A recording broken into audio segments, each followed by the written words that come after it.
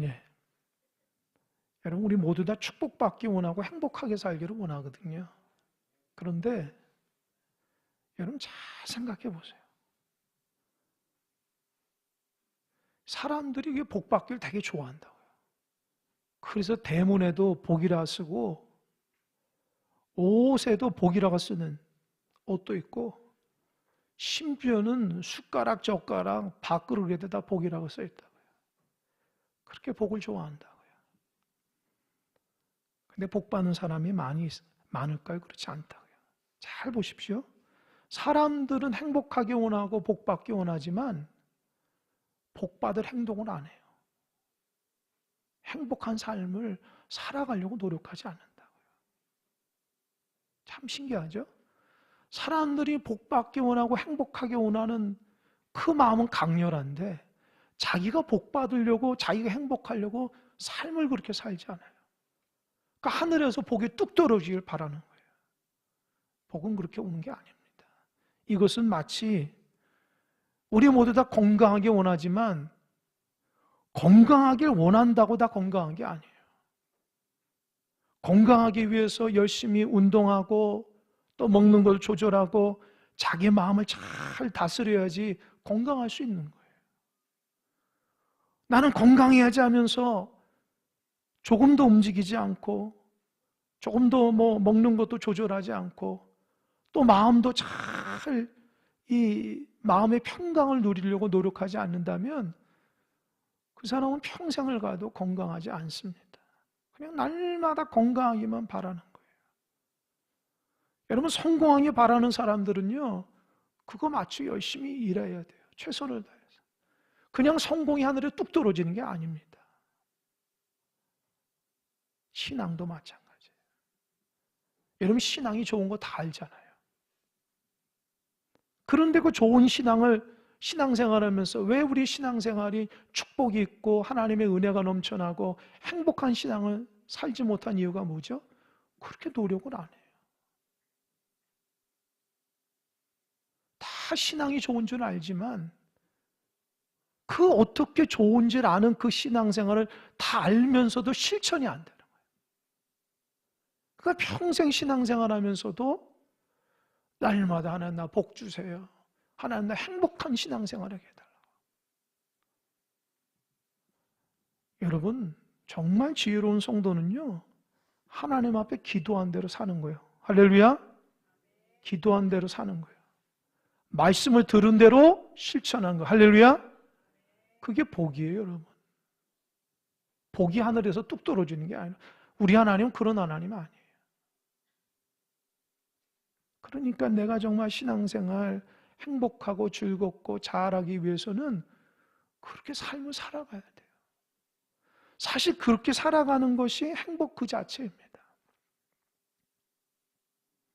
마음에 잘 새기시기 바랍니다. 나는 정말 신앙생활 잘하기 원하는데 그렇게 안 되신 분이 있으면 여러분의 삶을 한번 돌이켜보세요. 하루 24시간 하나님 앞에서 행복하고 기쁘고 즐거운 내가 삶을 그렇게 경향성으로 살고 있고 실천하며 살고 있는가? 오늘 말씀은 축복의 말씀이에요. 여러분, 성경은 축복의 말씀입니다. 어떻게 하면 축복을 받을 수 있을까? 이것이 우리 삶의 포인트인데, 오늘 말씀은 신명기 6장의 말씀이거든요. 이 신명기라는 책은 이스라엘 백성이 출애굽에서 광야 40년 동안 살아가면서 이제 하나님이 약속하신 가나안 땅을 앞에 딱 두고 하나님 앞에서 기다리는 시간이에요. 이제 요단강을 건너라면 건너서 가야 돼요. 그러니까 모세가 광야 40년 동안 이스라엘 백성을 이끌고 이제 하나님이 약속하신 축복의 땅 가나안 땅에 들어가기 위해서 이스라엘 백성을 모압 광야에 다 모아놓고 너희들이 가나안 땅에 들어가서 축복의 원리를 어떻게 하면 축복받는가에 대해서 모세가 말씀하고 있어요. 이건 우리에게도 적용되는 거예요. 여러분, 우리 강야 같은 삶 가운데 하나님이 약속하신 영적인 축복의 가나안으로 들어가기 위해서 우리가 어떤 삶을 살아가야 되는가가 참 중요합니다.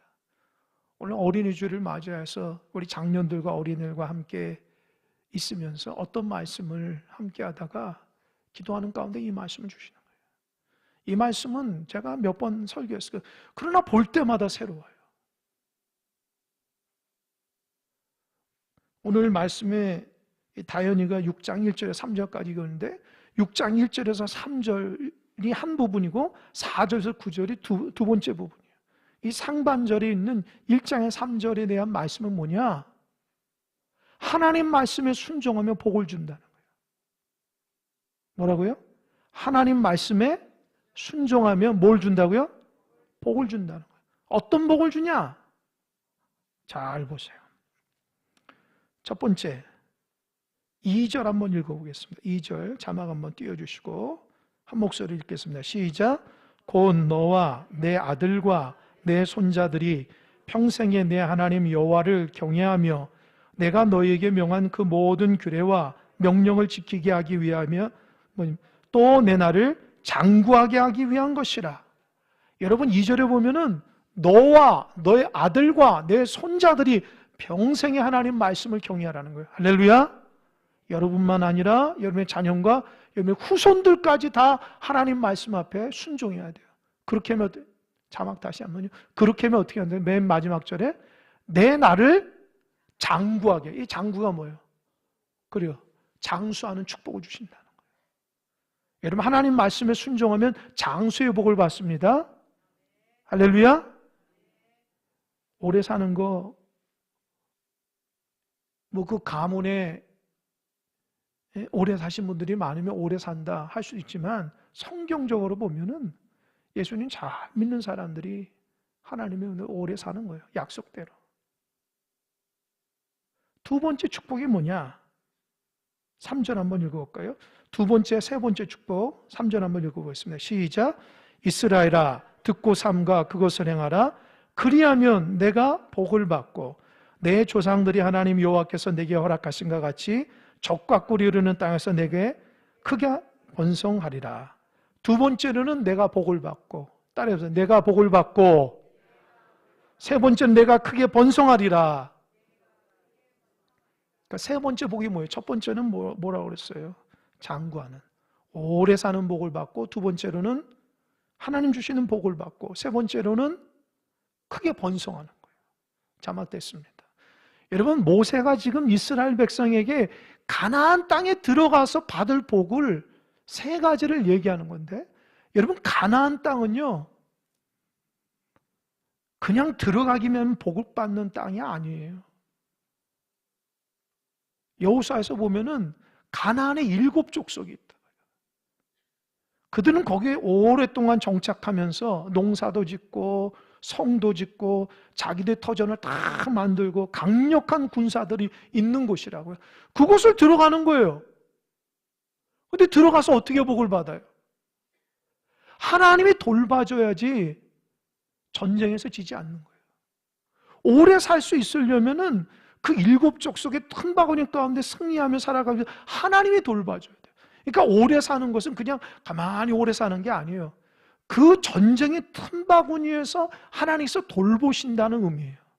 두 번째로는 그 황량한 땅에서 그들 모두 다 자리를 잡고 있는 땅에서 복을 받는다는 것은 하나님께서 가정의 복을 주고 모든 어려움에서 돌봐주시는 거예요. 세 번째는 번성하게 하는, 계속해서 후손들이 잘 될 수 있도록 하나님이 돌봐주신다는 거예요. 이해가 되십니까? 여러분 정말 복받기 위해서는 하나님 말씀에 순종하는 은혜가 있길 바랍니다. 그것이 여러분께서 하나님 여러분에게 주신 약속의 말씀이에요. 복받기 싫으면 말씀대로 살지 않아도 돼요. 그러나 정말 하나님의 뜻대로 순종하며 살아감으로 복받기 원하시는 사람들은 목숨 다해 하나님 말씀에 순종하는 여러분 되시길 바랍니다. 할렐루야. 아멘 한번 크게 해보세요. 할렐루야. 하나님 우리에게 주시는 성경에서 가장 중요한 복이에요. 그런데 모세가 왜 이 말을 했을까요? 모세가 여러분 가나안 땅에 들어갔나요? 못 들어갔나요? 못 들어갔죠. 얼마나 속상해요. 모세는 다 알아요. 자기가 못 들어갈 줄 안다. 하나님 앞에 얼마나 속상해요. 40년 동안 이스라엘 백성 이끌어갔는데 하나님 나를 왜 못 들어가게 합니까? 얼마나 속상해요. 그러면서 이스라엘 백성에게 너희들은 들어가서 어떤 축복을 받으라고 피눈물을 흘리면서 얘기하는 거예요. 여러분, 모세가 광야 40년 동안에 살면서 가장 잊혀지지 않는 한 사건이 있어요. 그게 어떤 사건일까요? 민수기 14장에 보면은 가데스 바니아 사건이에요. 엄청난 사건이에요. 요 가데스 바니아에서 무슨 일이 있었냐? 출애굽해서 1년 1개월, 그러니까 13개월쯤 되니까 하나님께서 이스라엘 백성에게, 이스라엘 백성이 막 지쳐가니까 각 지파에서 한 명씩 뽑아가지고 가나안 땅에 가가지고 정탐하라는 거예요. 얼마나 그 땅이 좋은지. 그래서 12명을 뽑아가지고 그 가나안 땅에 40일 동안 상하 좌우로 다 돌아다니고 왔어요. 그리고 아주 그냥 엄청난 그냥 과일까지 다 들고 왔다고요. 그냥 포도송이가 그냥 제 머리만한 거예요. 한 송이가. 얼마나 하나님께서 비옥한 땅을 주셨는지. 그러면서 그 12명 중에서 10명이 뭐라 했냐? 야, 정말 하나님 허락하신 가나안 땅에 가보니까 놀랍더라. 적과 꿀이 이르는 아주 비옥한 땅이다. 그런데 우리가 거기서 누구를 봤냐? 누굴 봤어요? 아낙 자손을 봤어요. 이 아낙 자손이 이 골리앗 같은 사람들인데 키가 얼마나 귀골이 장대한지. 이스라엘 백성 정탐꾼들이 가보니까 자기들은 메뚜기 같다는 거예요. 그래서 그들이 뭐라 하냐면, 야, 우리 거기 들어가면 다 죽는다. 아주 부정적인 보고를 하는 거예요. 그러니까 아무것도 모르는 이스라엘 백성들이 그 말을 듣고 12명 중에서 10명이 다 그렇게 얘기하니까 마음에 절망을 해가지고 막 울고 불고 난리가 난 거예요. 그러면서 하나님 앞에, 광야에서 하나님 앞에 원망하기 시작해요. 하나님, 우리 죽이려고, 약속의 땅에서 우리 다 죽이려고 하냐? 믿음이 싹 사라졌어요. 돌을 두고 모세를 죽이려고 하는 거예요. 1년 1개월, 13개월 동안 하나님의 은혜로 달려왔다가 그 10명의 부정적인 보고를 통해서 신앙이 싹 사라졌어요. 하나님 앞에 원망합니다. 광야에서 하나님 앞에 그 장정만 60만 명, 가족들과 하면 200만 명이 외친다고 해요. 여러분, 200만 명이면 광주 인구보다 더 많다고 제가 얘기했잖아요. 그 사람들이 다 하나님 앞에 원망불평하고 돌을 들고 모세를 쳐 죽이려고 하는 거예요. 그걸 보고 두 명인 누구죠? 여호수아와 갈렙은 자기 옷을 찢는 거예요. 이거 아니다는 거예요. 하나님이 함께 하시면 우리는 그 땅에서 축복의 삶을 살 수 있다. 할렐루야. 하나님이 함께 하시면 그들은 우리의 밥이라. 할렐루야. 같은 거를 봐도 두려움에 떨면서 부정적으로 보는 사람이 있고, 같은 거를 봐도 믿음의 눈으로 봐서 아무것도 아니고 담대하게 살아가는 사람이 있어요. 여러분의 눈과 마음을 믿음의 눈과 마음으로 되돌려는 은혜가 있길 바랍니다. 믿음으로 살아가야 돼요. 믿음으로. 같은 걸 봐도 여러분 마음속에 믿음의 반석으로 보고 반응해야 돼요. 그게 하나님 백성이지. 그러면서 어떻게 했어요? 옷을 찢으면서, 아니야, 하나님이 함께 하시면, 그동안 하나님께서 우리 함께 하시면 했듯이 앞으로도 함께 할 거야. 그런데 두 사람의 말은 듣지도 않아요. 왜요? 10사람이, 벌써 5배나 많은 10사람이 부정적인 보고 하니까 다 울고 보고. 이때 하나님께서 화가 났어요. 어떻게 하셨을까? 제가 자막 한번 띄우라고 그랬죠? 그때 장면을 한번, 민수기 14장 11절 12절에 제가 읽어볼게요. 자막 한번 띄워보세요. 제가 읽을게요. 여호와께서 모세에게 이르시되 이 백성이 어느 때까지 나를 멸시하겠느냐? 내가 그들 중에 많은 이적을 행하였으나 어느 때까지 나를 믿지 않겠느냐? 12절, 내가 전염병으로 그들을 쳐서 멸하고 내게 그들보다 크고 강한 나라를 이루게 하리라. 이게 무슨 말이에요? 이 백성이 아주 믿을 수가 없다. 그렇게 많은 은혜를 받았는데 또 나를 불신해? 너희들 언제까지 불평불만할 거야? 그래서 모세에게입니다. 전염병으로 이 백성 싹 죽이겠다. 그리고 내가 새로운 백성을 또 만들겠다. 이렇게 약속합니다. 여러분, 모세가 그 말 듣고 모세도 고생했잖아요. 맞습니다. 이 백성이 그냥 엉망진창입니다. 불평불만만 합니다. 그렇게 모세가 하나님 말씀에 동조했으면 다 죽었다고요, 그 자리에서. 근데 모세는 하나님 용서해 주세요. 하나님 불쌍히 여기게 해주세요. 중보했다. 그래서 그 모세의 중보로 하나님의 마음을 돌이킵니다. 바로 죽이지 않아요. 그러면서 하나님이 모세에게 하나님의 속마음을 싹 얘기합니다. 얼마나 그동안 하나님도 마음이 서운하고 힘들고 상처받은 얘기를 하는데 22절이에요. 자막 22절 띄워보세요. 민수기 14장 22절 제가 읽을게요.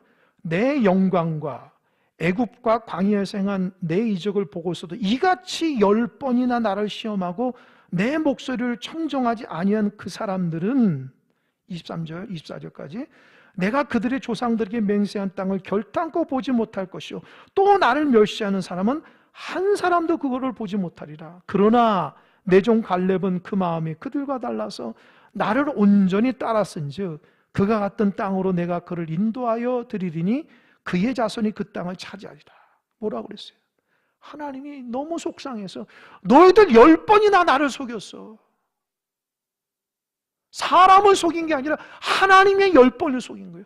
하나님 그 10번을 속이면서 속아 넘어갔지. 근데 이번에는 너무너무 화가 난다는 거예요.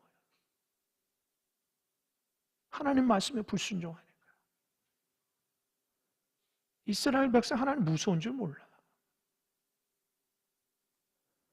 하나님이 불러서 다 멸할 수 있음에도 불구하고 하나님이 10번을 참은 거예요. 10번을.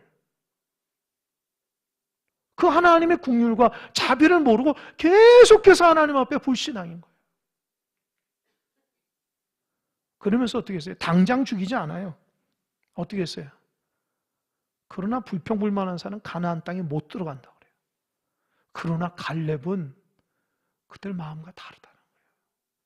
믿음으로 반응하고 하나님의 은혜로 반응했기 때문에 내가 이들을 어떻게 해요? 잘 이끌어간다는 거예요. 할렐루야! 조심해야 돼요. 믿음의 눈으로 봐고 믿음으로 품을 때에 하나님께서 야, 너는 다른 사람과 다르구나. 너는 그 마음이 다르구나. 내가 너를 인도하리라. 그리고 마지막 제가 이 부분에서 굉장히 잘 마음에 굉장히 큰 깨달음인데 14장 34절입니다. 14장 34절. 이 34절은 다 한번 읽어보셨어요. 자막 14장 다 같이 읽겠습니다. 시작. 너희는 그 땅을 정탐한 날 수인 40일의 하루를 1년으로 쳐서 그 40년간 너희의 죄악을 담당할지니 너희는 그제서야 내가 싫어하면 어떻게 되는지를 알리라 하셨다라. 뭐라 그랬어요? 너희는 그제서야 내가 싫어하면 어떻게 되는지를 알리라는 거예요. 이게 뭐예요? 하나님이 싫어하는 행동을 하면은 자막 다시 하나님이 싫어하는 행동하면은 하루길을 1년을 간다는 거예요. 그리고 결국에는 죽고 들어가지 못한다는 거예요. 이스라엘 백성들이 그 가데스 바냐에서 하나님 앞에 원망하고 불평했던 것만 없으면 그대로 들어가는데 그 원망 불평을 해가지고 하루 갈 길을 1년을 걸리는 거예요. 그리고 들어가지도 못해. 고생 엄청나게 하고 비참하게 죽고 그게 들어가지도 못해. 그래서 하나님 그러잖아요. 너희들 내가 싫어하는 짓을 해봐. 너희들 인생이 어떻게 되는지 봐. 여러분 이 말씀 꼭 기억하세요. 여러분 하나님 기뻐하시는 종들이 되시길 바랍니다. 하나님이 싫어하는 거 하지 마세요. 하나님 싫어하는 거 되면은요 그냥 인생이 꼬여. 인생이 꼬인다고. 그리고 날마다 하나님이 야단 맞는 거예요. 그리고 날마다 그냥 자책하는 거야. 죄책감에 시달려서 가나안 땅에 못 들어가. 저는 여러분들이 그렇게 되질 않길 바랍니다. 할렐루야. 이 말씀을 모세가 기억한 거예요. 이 말씀을 모세가 기억했다고. 그래서 이스라엘 백성을 모압 강에 모아놓고 가나안 땅에 들어가면 또 제2의 가데스 바냐 사건이 일어날까 봐, 거기서 하나님께 야단 맞고 또 뺑뺑 돌까 봐 걱정이 돼서 모세가 그들을 다 모아놓고 제발 하나님 말씀에 순종해라. 이게 복이다. 그렇게 말하는 거예요. 저도 여러분에게 얘기합니다. 제발 하나님 말씀에 순종하십시오. 할렐루야. 하나님 말씀 우습게 여기지 말라니까. 정말 귀하게 여기고 소중하게 여겨서 그 말씀대로 살아가는 것이 복된 삶이라고요. 하나님이 싫어하는 행동하면 하나님은 가만 안 둔대잖아요. 얼마나 무서운 말씀이에요. 그러면서 4절에서 9절까지는 진짜 가나안 땅에 들어가서 복받는 삶의 모습을 구체적으로 해요. 이게 영어로 how to예요. 어떻게 살지? how to. 그냥 우리는 잔뜩 좋은 얘기만 하고 구체적인 얘기를 안 해. 그냥 신앙생활 잘하자 하고 구체적인 삶이 따라하지 않아. 그건 날마다 똑같은 모습이에요. 근데 모세는 이스라엘 백성의 성향을 알기 때문에 하나님의 복을 딱 얘기한 다음에 그 복받는 원리에 대해서 구체적인 삶의 원리를 4가지를 오늘 얘기하는 거예요.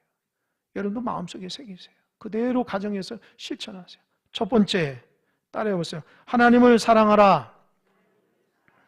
다시 한번 하나님의 말씀을 사랑하라. 4절과 5절입니다. 다 같이 읽겠습니다. 시작. 이스라엘아 들으라. 우리 하나님 여호와는 오직 유일한 여호와시니 너는 마음을 다하고 뜻을 다하고 힘을 다하여 내 하나님의 여호와를 사랑하라. 여러분, 하나님의 말씀을 대하는 태도를 잘 보십시오. 사랑해야 돼요. 하나님의 말씀을 사랑하는 마음으로 봐야 돼요. 우리가 하나님 말씀을 사랑하지 않으니까 말씀을 지식으로 그치고 누구 뭐 가르치려고 하고 그 정도만 하지 진짜 하나님 말씀을 사랑하지 않아요. 어느 학자가 그래요. 이 성경은 하나님 우리에게 준 연애 편지라고. 내가 너희들을 얼마나 사랑한다고 쓴 연애 편지라고. 우리 저와 같은 윗세대들은 아마 그 데이트할 때에 뭐 연애할 때에 편지도 써봤을 거예요. 지금은 편지 쓰는 사람이 거의 없죠. 그냥 문자 그냥 띵 날리고 카톡 띵 날리고 그냥 그러죠. 예전엔 그러지 않아요. 그런 게 없었으니까 아주 좋은 편지지를 사서 거기다 예쁘게 펜으로 글을 쓰고 어떤 사람은 그림도 그리고 정성껏 해서 편지 봉투에 담아서 누구누구에게 하면서 다 편지를 보내죠. 그걸 받게 되면 어떻게 해요? 굉장히 설레잖아요. 그죠? 그러니까 하나님께서 우리를 향한 피로써 쓰신 사랑의 편지예요. 그 말씀을 소중하게 여겨야지. 하나님 말씀이 나를 향한 사랑한다고 말씀하신 그 성경을 세상의 그 연애 편지보다 더 소중하고 귀하게 여기는 하나님 말씀이 되어야 돼요. 우리가 신앙생활 제대로 못한 이유가 뭐예요? 하나님 말씀을 그렇게 대하지 않기 때문에 그래요. 사랑하지 않기 때문에 그래요. 하나님의 말씀은 사랑하는 여러분 되시길 바랍니다. 사랑해야 돼요, 말씀을. 사랑해야지 그 말씀이 꿈틀거려서 나에게 작용을 한다고요. 지식으로 그치려고 하니까 변화가 안 되는 거야. 왜 교회에서 성경을 읽고 쓸까요? 여러분 고생시키려고 그러는 거예요? 고생이라는 사람은 읽지 마세요. 하나님의 사랑의 메시지를 듣고 그 말씀 가운데 실천하라는 거예요. 할렐루야. 그러니까 더 열심히 해야지. 그냥 쓰는 거, 읽는 거 귀찮으신 분은 안 해도 돼요. 하나님의 사랑의 메시지, 하나님의 사랑의 말씀을 듣기 원하시지 않으실 때, 그러나 정말 그 말씀이 나의 생명이 되고 나에게 양식이 되려면 열심을 다하시기 바랍니다. 골방에서 최선을 다해서. 어떤 분은 말도 안 해도 벌써 일도 가신 분이고, 어떤 분은 쓰라고 하지 않고 다 쓰셔서 가져오신 분도 있어요. 그거 얼마나 귀해요. 얼마나 그 말씀을 소중하게 여기냐. 또 어떤 분은 그래요. 자기가 평생 일독을 해가지고 자녀에게 선물로 준다고. 할렐루야. 자녀에게 줄 수 있는 가장 큰 선물이라. 그렇게 하나님 말씀을 우리 부모들은 그렇게 대했다고요. 근데 우리가 어떻게 해요? 하나님 말씀 우습게 대하잖아요. 그러니까 신앙의 성장이 안 되고 하나님 말씀의 위대함을 깨닫지 못해요. 하나님을 사랑하시기 바랍니다. 하나님 말씀을 사랑해. 두 번째, 따라해 보세요. 말씀을 마음에 새기라. 6절입니다. 6절 다 같이 시작. 6절 시작.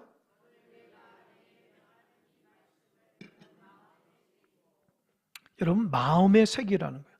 여러분, 하나님의 말씀일 때 마음 중심에 탁 새기라는 거예요. 어떤 사람이 예전에 TV를 보니까 아주 열심히 공부를 해서 외국에 유학을 가가지고 그 어떤 연구를 하는데 너무 잘해가지고 큰 뭐 상을 받고 그런 거예요. 그래서 그 어떤 기자분이 인터뷰를 하는 거예요.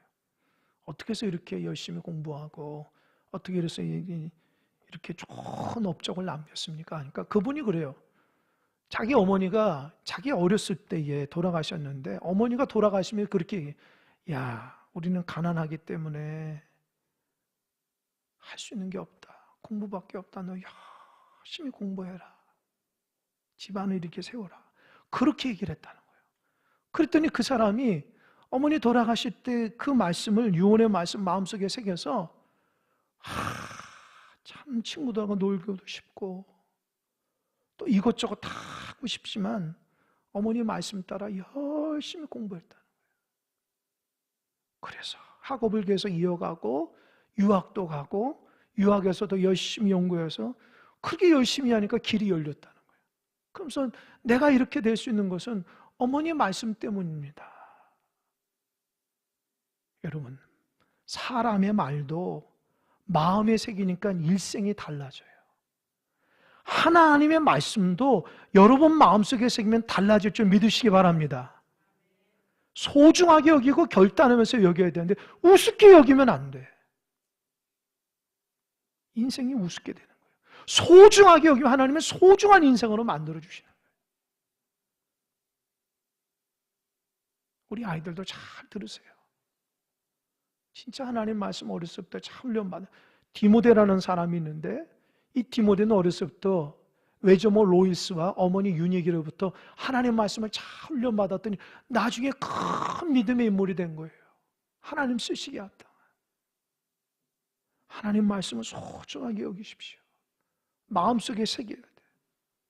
우리 교회 학교에서 선생님들로부터 말씀을 배울 때 마음속에 새겨야 돼. 지식으로 저 말씀 다 알아. 이렇게 교만하면 안 돼. 그 말씀을 또 듣고 또 듣고 마음속에 새겨서 내 삶이 변화될 때까지 마음에 새겨야 돼. 할렐루야. 우리 장년들도 마찬가지야. 저거 아는 말씀인데 알면 뭐예요? 실천지 않는데. 또 듣고 또 들어서 내 삶 가운데 그 삶에 하나님의 말씀이 내 삶 가운데 결실이 될 수 있도록 하셔야 돼요. 세 번째, 따라해보세요. 자녀에게 부지런히 가르쳐라. 다시 한번, 자녀에게 부지런히 가르쳐라. 7절입니다. 함께 읽겠습니다.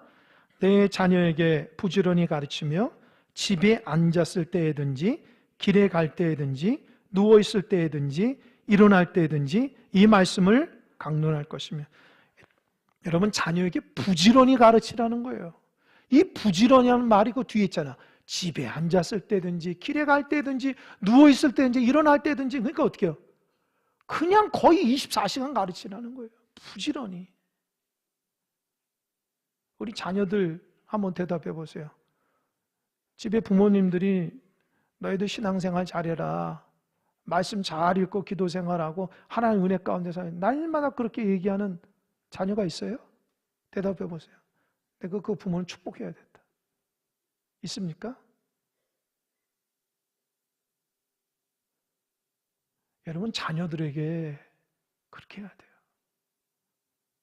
제가 어느 글을 읽으니까 그 부모가 회개하는 건데, 그 믿음 생활하는 부모가 자녀들을 망가뜨렸다고 해요. 자기가 고백해야 돼요.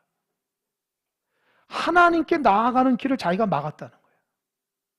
너 교회 오지 마. 시험 공부해야 되니까. 너 교회 오지 마. 너 저거 해야 되니까. 너 우선순위가 신앙이 아니야. 계속해서 그렇게 막았다는 거예요. 그런데 자녀가 커니까 진짜 신앙이 없어졌다는 거예요. 부모의 마음 하나도 몰랐다는 거예요. 자녀가 다 커서야 자기가 하나님께 회개했다는 거예요. 하나님, 우리 자녀가 믿음에서 멀어진 건 사탄 마귀가 아니고 바로 나였다는 것을 그제서야 철저히 회개했다는 거예요. 여러분, 하나님께서 여러분의 자녀를 키우는 줄 믿으시기 바랍니다. 여러분이 못 키워요. 하나님이 24시간 눈동자가 지켜주시고 그 마음을 헤아려 주실 수 있어요. 할렐루야. 이제 나이가 다 들어서 애들이 다 커가지고 여러분 말 안 듣잖아요. 그래도 말하세요. 말하시라고요. 저도 얼마나 자녀들에게 지금까지도 야단치면서 얘기하는지 몰라요. 애들이 마음 상할 정도로 제가 그렇게 야단친다.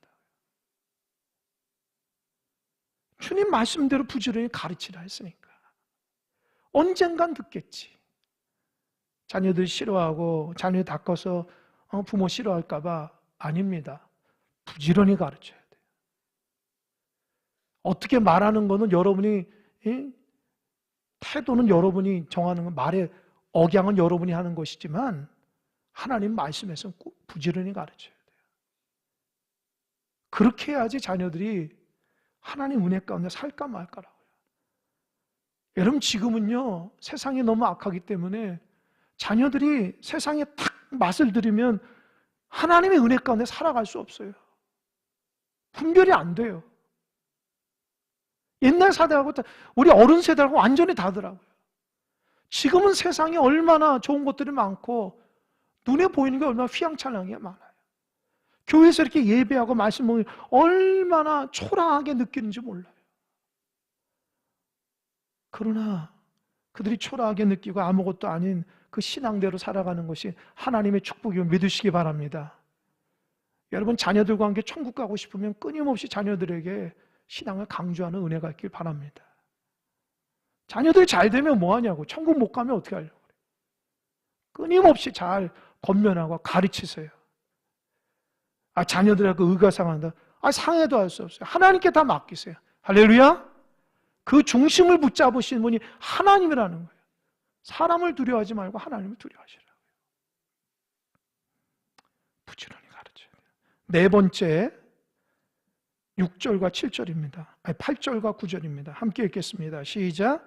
너는 또 그것을 내 손목에 매어 기호를 삼으며 내 미간에 붙여 표로 삼고 또 내 집 문설주와 바깥문에 기록할지니라. 여러분, 이 손목에다가 유대인들은 딱 손목에다가 상자를 해가지고 가죽으로 묶어요. 그리고 또 이마에다가 딱 상자를 놓고 가죽을 묶어서 여기 상자와 여기 상자에는 하나님 말씀을 이렇게 접어서 집어넣는다고요. 그리고 시간이 되면 딱 꺼내서 읽고 집어넣고 딱 꺼내서 읽고 집어넣는다고요. 여러분, 되게 우스꽝스럽잖아요. 그런데 유대인들은 그렇게 하나님 말씀을 실천했어요. 이 부분이 중요해요.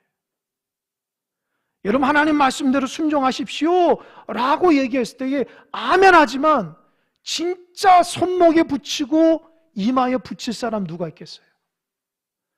그렇게 하나님 말씀이 죽으라면 죽는 신용까지 할 수 있고 뭐 하라면 할 수 있는 신용까지 있어야지 하나님의 사람이에요. 형식적으로 알겠습니다, 끝이야. 안 되죠. 그래서 유대인들은 이거를 테필린이라고, 테필린. 또 한 가지는 이 문에 들어올 때에 이 매주자라고 그래요. 매주자. 그래서 이게 상자를 딱 놓고 거기다 하나님 말씀을 집어넣고 들어나갈 때 읽어요. 하나님 말씀. 오늘 본문 말씀이에요. 읽고 집어넣는 거예요. 손이라는 것은 모든 행동의 기준입니다. 모든 행동의 기준할 때에 먼저 하나님 말씀 읽고 하라는 거예요. 이 이마에 붙이는 거는요, 모든 생각의 기준이라는 거예요. 너 생각할 때 이거 먼저 읽고 생각하라는 거예요. 하나님이 얼마나 철두철미하세요. 하나님 말씀 따라 살아가는데 너무너무 힘든 거예요, 여러분. 여러분 이제껏 신앙생활 몇십 년 동안 하면서 진짜 하나님 말씀대로 살려고 노력했던 적이 언제니까 생각해 보세요. 아마 여러분이 성경 일독 읽는 분도 많지 않을 거예요. 몇십 년 동안 신앙생활. 그리고 그 말씀 따라서 살질 않고 주일에 선포된 그 말씀 그 다음 날엔 다 잊어버린다. 우리가 그런 태도로 신앙생활 하니까 우리가 변화가 안 되는 거예요. 뭐 누구를 탓해요? 내 자신이 하나님 말씀을 이렇게 소중하게 여기지 않으며 신앙생활 하는데 우리가 어찌 하나님의 은혜로 살겠습니까? 좀 하나님의 말씀을 보고 우리 자신도 반성할 수 있어야 돼요. 그저 교회면 다 축복이고 교회면 다 내 마음대로 다 즐겁고 행복한 줄 아는데 신앙은 그런 게 아니에요. 하나님 말씀 앞에 순종하는 것이 신앙이지. 네 가지를 꼭 기억하시기 바랍니다. 하나님 말씀을 사랑하십시오. 하나님 말씀을 마음속에 새기시기 바랍니다. 세 번째, 부지런히 자녀에게 가르치시기 바랍니다. 손목과 이마에 붙이고 문설주에 기록하시기 바랍니다. 기록하세요. 집에 가서 냉장고에도 붙이고 문에도 붙이고 다 붙이세요. 그래서 그 말씀 드나들 때마다 보고 핸드폰 볼 때마다 하나님 말씀 먼저 탁 보였을 때 첫 화면에 보세요. 그리고 그 말씀 보고 내가 살아야지. 책상에도 딱 붙이세요. 직장 생활하면서 내가 하루를 시작하면서 하나님 말씀 딱 보고 시작하라. 운전대에도 딱 붙이시고. 그래서 내가 뭘 할 때마다 먼저 하나님 말씀을 딱 기억해야 돼요. 그래야지 하나님 앞장 세우는 거예요. 말씀 많이 하면 뭐냐고요. 말씀 실천해야지. 마지막으로 말씀드립니다. 제가 이 말씀 붙들고 막 기도하는데 하나님 저에게 한 가지 떠오르게 하셔요. 그게 뭔지 아세요? 이거예요, 이거.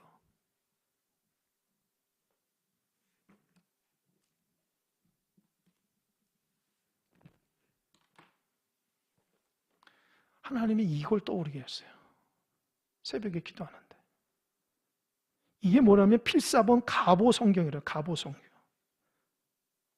예전에 여러분들이 원로 목사님과 함께 성경을 써가지고 이걸 다 모아서 66권을 모아서 이거를 쓰셨어요. 제가 들었어요. 그리고